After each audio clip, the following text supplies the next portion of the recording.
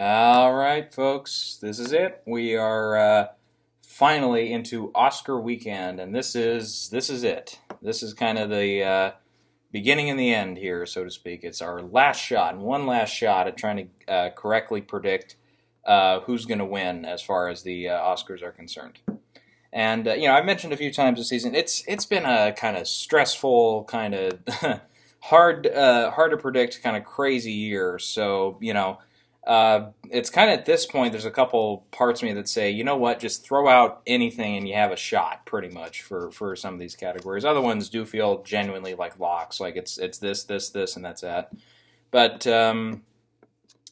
it's kind of tough sometimes. Some years are just, you just go in and you're like, okay, well, you either get a lot of them right or you're just totally, every other one you're getting right or getting wrong. So anyways, so let's get into the final predictions here for the Academy Awards. We'll start here at the with the shorts and work our way up to Best Picture. So first is live action short. Previously I've been saying Skin, but not last second, but kind of last change here before we go into it. I'm going to go with the more popular pick here, and that is Marguerite. Pretty much what I hear is, and this will vary from year to year whether people watch them or not. From what I hear is voters who really watch these films, the 5 shorts that were nominated, pretty much, the favorite there is Marguerite. From also what I hear, if they kind of blind voted, then something like Skin or Detainment, kind of the names that, the names that sound the best. Those were the ones they picked. Marguerite also kind of has a little bit of that going for it. Not as much as the other two, I think, but... yeah, I think Marguerite's the one that's going to do it, but yeah, I kind of switched last second, so yeah, if it is Skin, then yeah, I'll know that I switched, just the wrong time. Okay, documentary short, I'm going to stick with Black Sheep winning that one, though. And, one thing also that's kind of helping me pick this one here and not Skin in the live action short is we don't often see 2 race relation films win in the short categories. Usually it's just one of the 3. So I think Black Sheep has more of the edge in this category than Skin does in the live action short category. And you look at stuff like Endgame and Period End of Sentence, which, kind of feel, you could argue for which one feels more important. The other two, I think, have gotten a little more coverage than Black Sheep, but, that's debatable. And I get the feeling that both Endgame and Period End of Sentence might siphon votes off of each other, so we'll kind of see some split voting going on there, and especially with the timeliness, too. But you could also say that Black Sheep feels timely, too, especially with, what's his name? I can't even pronounce it, the guy off Empire that, just made that totally pathetic move. But anyways, of course, that happened after voting was over, so that didn't really factor into it or anything. But anyways... Black Sheep is my prediction here. Okay, for the animated short, I think it's Bao. I think it's that one. Pretty much, what I said here was it's pretty much since we saw it in front of Incredibles 2 this summer, we knew that Pixar was probably going to win again in this category. But it seems like that's the one it'll be. Okay, visual effects is one. I said in the last video I was really kind of 50-50 on it. I wasn't sure if I was going to stick with First Man or if I was going to switch over to Avengers. I'm going to stick with my guns on First Man on this one. You look at a lot of sci-fi films recently have taken this award, and First Man, even though it is more of a drama than a sci-fi, it's definitely has the galactic setting and everything.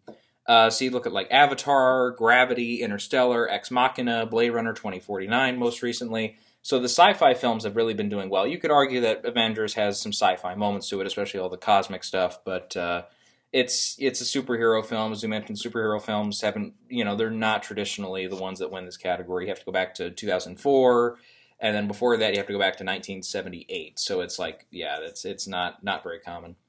And, another thing, too, is especially, yes, in recent years, it's the Best Picture-esque films that win this. Usually, if a Best Picture nominee is here, like Gravity or like Avatar, then they'll win.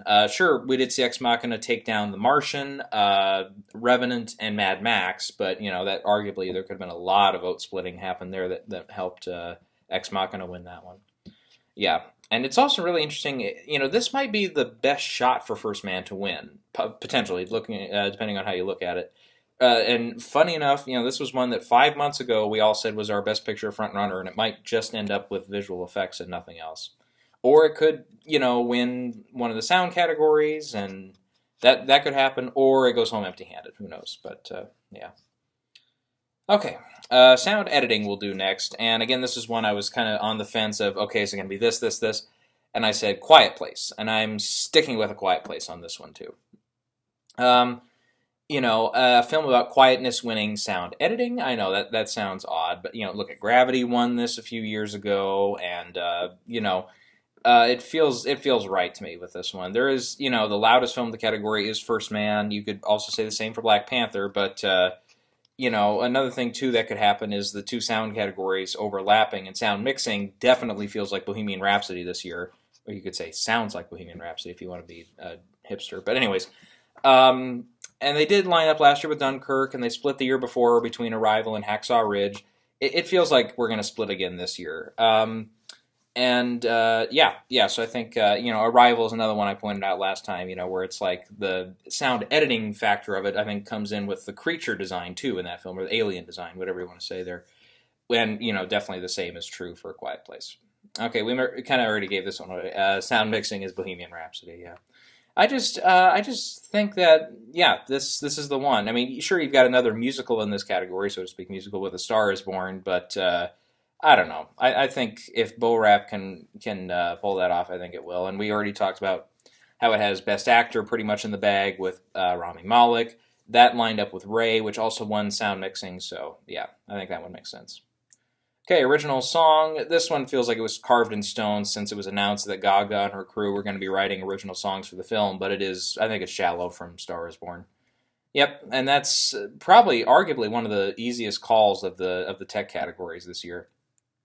Okay, original score. I'm going to stick with Beale Street here. You do have Black Panther, which is in the mix, and it is, I don't want to really say up and coming, but, Ludwig Göransson, whose name I think with each new film is becoming more and more apparent, that he's like, oh, okay, this is, a composer that every time his name's attached to a project, we should get excited. So he could win, but I feel like... Beale Street is one of those films that people are passionate about. And typically, we'll see stuff like that happen where if you get really, even if you're not a Best Picture nominee, like with I, Tonya, that last year, it's like, it did, sure, only end up winning one award for Allison Janney, but the film editing last year felt like it could have gone to I, Tonya. It felt like it had a dog in the fight.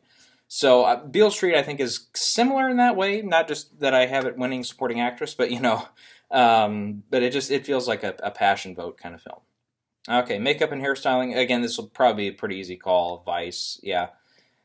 Pretty much since the first set photos were released over a year ago with of Christian Bale, yeah, it was pretty much said and done. Okay, production design is up next. I think BAFTA going with The Favorite, which, yeah, especially since Black Panther was not nominated there, that definitely puts this one over the edge for The Favorite. And I do think that both that one and costume design are going to line up, so I'm also picking The Favorite for costume design. And, it is true that these two categories, they like to line up. We see Mad Max Fury Road won a couple years ago, Grand Budapest Hotel, Great Gatsby. You can go back to Memoirs of a Geisha a few years ago. And the other splits typically happen when we don't have a kind of obvious frontrunner type film nominated in both categories. Like the year 2 years ago when Fantastic Beasts won for its costume design, it didn't feel like it would win for production design, and that was an upset win anyways. And yeah, production design we pretty much knew was going to be La La Land, and I thought that one would line up, but it didn't. So yeah, I guess you could make that argument, against The Favorite too in this category. It seems everybody's flocking to Black Panther to win this one, and it could happen. It could happen, but I'm probably sticking with the more traditional pick here amongst Oscar voters, and that's The Favorite. Okay, film editing was one. I didn't put it on my list of categories that I'm, still thinking about, but I maybe should have, because you got, we Bohemian Rhapsody, The Favorite, both won at Ace Eddie, and they feel like, especially Bo Rap feels like some pretty, in-your-face editing sometimes. But I think Vice, has this one. It won BAFTA, in a category where it felt like Bohemian Rhapsody, which I had predicted to win at BAFTA, where it felt like that would be an easy pick for them. They went out of their way to go and that was the only win for Vice over there too. So, yeah, so I feel like that's a good sign for the film. All right, cinematography, Roma. Yeah, I think even though Cold War won at the Cinematographers Guild, it just feels like it's Roma here. Foreign language film again, Roma. I don't think Cold War has this one. Early on, I was a little worried about it, but BAFTA just did it where they gave foreign language film and Best Picture to the same film. So it's never happened at the Oscars before, but it feels like it feels like it's gonna just line up that way. Documentary features up next. I'm gonna switch over to Free Solo here. After the BAFTA win, it feels like okay, this one. And it's true, I was talking about it earlier, where it's a film that is a pretty big success at the box office, like Amy, March of the Penguins, which both won.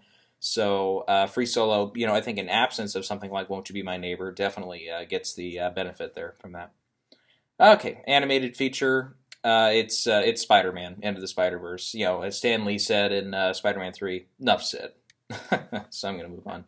Okay, screenplay categories here. Adapted screenplay, still picking BlacKkKlansman here. We do have one thing that kind of kept in mind here was 12 Years a Slave a few years ago, where it felt like 12 Years a Slave was going to just take the whole season pretty much for that screenplay prize, especially when it was broken up between adapted and original. But it only won at Critics' Choice, and then it came back later and won at the Oscars. True, it was a Best Picture winner, which BlacKkKlansman probably will not be, but, that's something to keep in mind there. And it feels like Beale Street and the WGA winner, Can You Ever Forgive Me, those are both films, again, we talk about the passion behind them. When you have two big, passionate nominees in the same category, and especially those two, because it feels like both of them missed out for Best Picture, and at one point they were presumed Best Picture nominees, or at least felt like they had a legit shot to get nominated there, and they didn't. Feels like they can cross each other out for that win. So... and it is, among those three, BlacKkKlansman is the only one up for Best Picture, and on top of it, you would also give Spike Lee an Oscar win in a competitive category. So, I think it all lines up for that one. Okay, crazy with original screenplay. I'm sticking with this odd First Reformed feeling I have.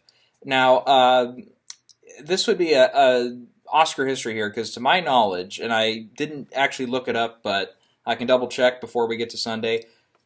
I don't think we've ever seen a film that was nominated only for screenplay win screenplay.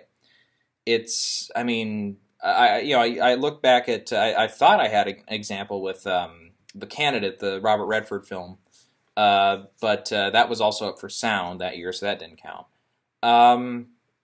Anyways, but this feels like, okay, you've got Green Book, Vice, Roma. They were all up for WGA, and it felt like, okay, this, with both The Favorite and First Reformed, which, you could argue, I haven't seen the film, but you could argue, from everybody else, what they say is those are the two best written films of the year compared to Green Book, Vice, and Roma, which, for the most part are deserving of their nominations, but, Roma for me is a little iffy in this screenplay category.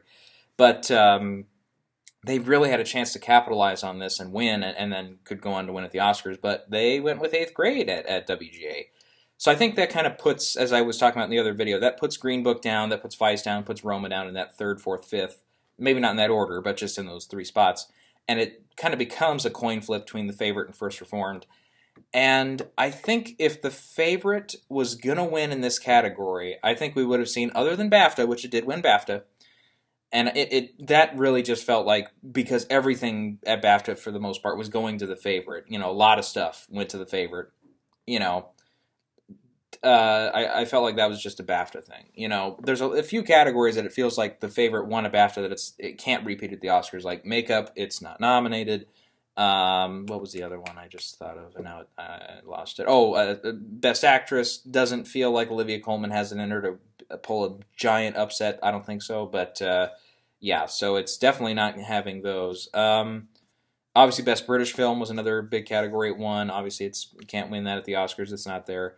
And I just don't, Rachel Weisz doesn't feel like a solid enough pick to me for me to go back to her. So, yeah, it just feels like it's got the two tech categories, and then that's probably it. I think if the favorite was going to be a big time player here and WGA was not going to matter, I think it would have had to have won at the Globes and Critics' Choice in front of BAFTA, but it didn't. And instead, the Critics' Choice winner is First Reformed.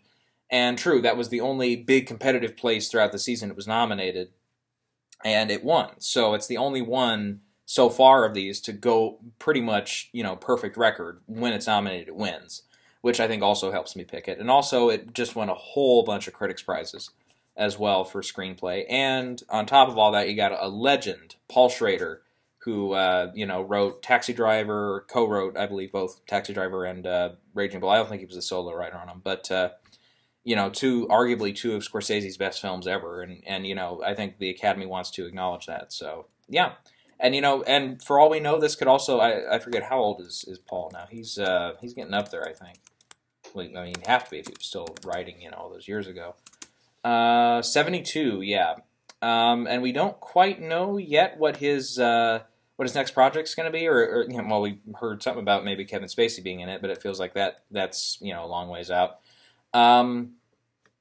Anyway, so it just feels like this might be the last shot too to give him the Oscar, at least in a competitive way. They could, maybe in a year or two they could give him a honorary Oscar. That could happen, but I feel like it's a tough year. It's a tough call in this category because it feels like really, I mean, outside of Vice, it just feels like the other four have a shot at it. Roma could, if Roma really starts sweeping and wins the four that I have it down for, and it picks up a sound category, and it picks up screenplay. And if it starts doing that, we haven't seen a sweep like that happen, as we mentioned, since Hurt Locker, but it just doesn't, those just don't happen anymore. But anyways, and of course, I should clarify, when I mean sweep here, I mean including Best Picture. Now, we've seen mini sweeps or tech category sweeps like Gravity and Mad Max and a few of those where they just pretty much, with a couple exceptions, win every category they're in the tech races, and sometimes director too, but then don't win Best Picture. But anyways,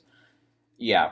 So I just feel like it's one of those where you just kind of say, you know what, I'm just gonna go out on a limb and hope it sticks. Okay, all right. So yeah, I've thought about this. Yeah, as I've mentioned already for supporting actors, I've thought about this and I've thought about this and I've kind of gone through my head back and forth with this thing, and I'm gonna throw caution to the wind as far as the Sly Stallone comparisons are concerned, and I'm going to pick Regina to win here on Sunday. I think Rachel's win at BAFTA, just, part of it was the makeup for her not winning for Constant Gardener a few years ago. And true, yes, as we've mentioned several times, the favorite is up for Best Picture, and Beale Street is not. But just look at last year, and also you can look at Alicia Vikander in The Danish Girl. That was not a Best Picture nominee, but Alicia didn't have a problem winning for The Danish Girl. Then again, and hers was a tricky year too, though, because she was nominated for lead actress both at BAFTA and the Globes. But whenever she was in that supporting category, she won for at Critics' Choice and at SAG. Which, if Regina, sure, she doesn't have SAG, which is troublesome, definitely. But and obviously, Allison Janney last year, ran the whole board. But yeah, I don't know. It just. Again, you got a passionate film here. This is a big category for them to give it to. And Annapurna, really, Destroyer didn't get anything this year outside of a Globe nomination for Kidman. Vice feels like it's got makeup and maybe editing. It feels like also another one for their studio to pick up a big win too. Yeah, so I don't know. I feel like it's sticking with it. I'm going to stick with Regina there. Okay, then supporting actor is Mahershala Ali for Green Book. Yeah, that's the easiest of the four acting categories to call. I think he's got it. Lead actress, Glenn Close. Still have her up for The Wife, of course, even though she lost at BAFTA to Olivia Colman. There is an off chance for a fluke win for Olivia if she really pulls it, but I don't think so. After 6 losses, this would make her the most losing actress in Oscar history, where she would beat both Thelma Ritter and Deborah Kerr, who both had 6 nominations and 6 losses.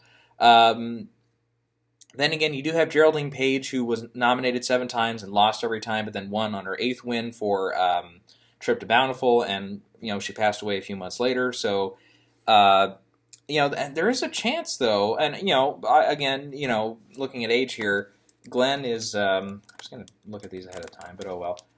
She's in her 70s as well. She's 71. This might be the last chance for Glenn too. The same way I think everybody back in the day for Geraldine Page, where it's like. This feels like it's it. Let's give it to a legend here, and it very much feels that way. So but if she does lose to Olivia, then it would be the 7th loss, and that's huge. But I think it's Glenn's year. Okay, Best Actor, still Rami Malek for Bohemian Rhapsody.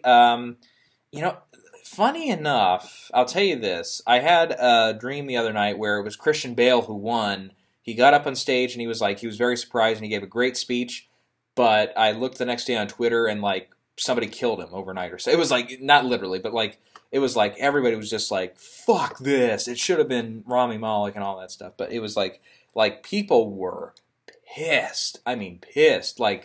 And Christian I guess he went on Twitter and defended himself or something hey, I didn't, the Academy picked me. I didn't rig this thing or whatever or something like that. And then it just got worse and worse. Then again, I had the same dream before SAG that Green Book won, and that wasn't even nominated, of course, for this ensemble award, I should say. But yeah, and Christian Bale, he seemed like the one who could upset, but it's just it's the same trajectory as Michael Keaton a few years ago, where it seemed like at first it was going to be Christian's to lose, but along comes the younger. Playing a British legend, even though he's an American, and Eddie was, of course, British. But, it feels like, and he's won, everything in the last few weeks here. So, it feels like that's a done deal. Director is pretty much the best Alfonso Cuarón in an Alfonso Cuarón category. So, that's Roma, especially with the DGA win. Yeah, it's Roma there. And for Best Picture, pretty much it's Roma, yeah. And really this year, though, it does feel like, okay, that Roma obviously is the front runner here, but you've got Green Book, which was in the discussion, Favorite is in the discussion, Black Panther's in the discussion, something like maybe Bohemian Rhapsody has a shot at it, which leaves the other, that'd be 1, 2, 3, 4, the other 3 out kind of to lunch here with Vice and Star is Born and, what's the other one? Whatever. Or did I, hang on, I'm confused here. Well, who am I forgetting then?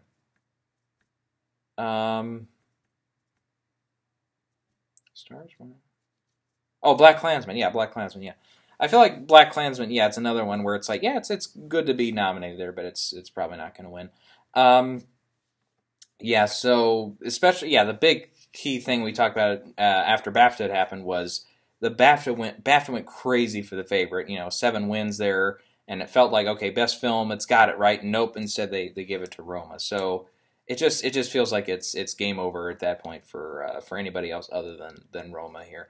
And look at as I said, I have it down for 4 wins on Sunday. That's the same number as Shape of Water last year, same number as Birdman 4 years ago, and King's Speech in 2010 for those recent winners there.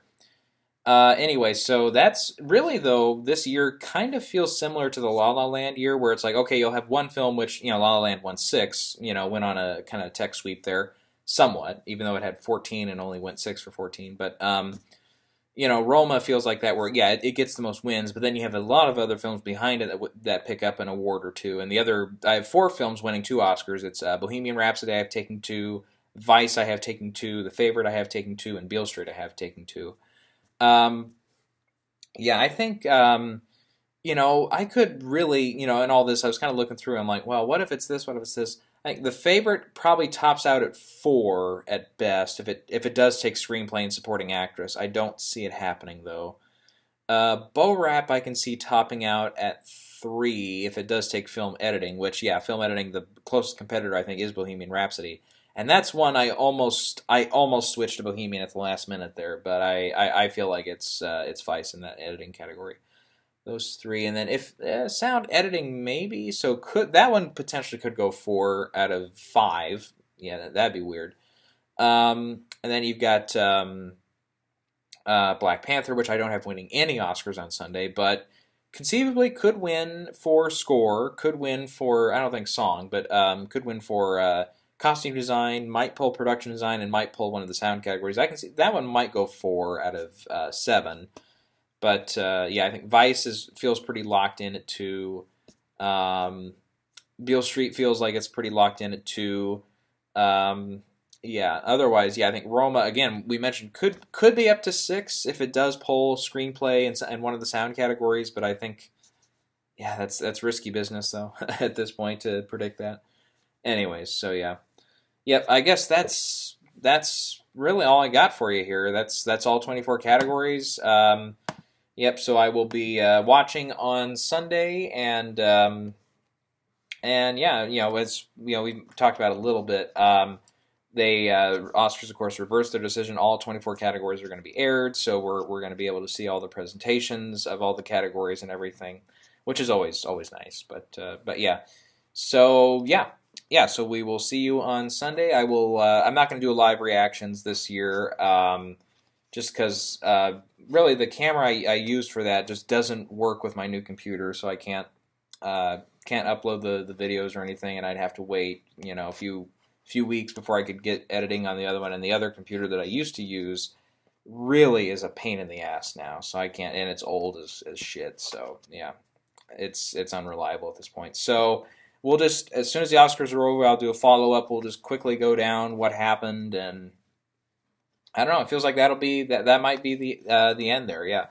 Otherwise, yeah, I'm trying to think what else, as I mentioned in the other video, the WGA predictions video, I think the channel here has grown, especially this year for Oscar material and stuff. The numbers have been up, subscriber rate has been way up, higher than usual. So, again, thanks to all the new viewers and everybody who's checking out the channel now. And as I mentioned in that video, if I want to expand the channel, if I want to do something fun, something different, other than just Oscar stuff, then, give me a yell in the comment section. Tell me if you want that or not, or if you're just fine with me coming in September to February, March, whenever the Oscars land, and just covering Oscar material. If you're good with that, then that's fine. Let me know. Or if you would rather see, like I've done rant videos before, including some years in Oscar videos. I've done the Plagman Rules podcast where we talk about film news, or really just any news that catches my fancy, I guess.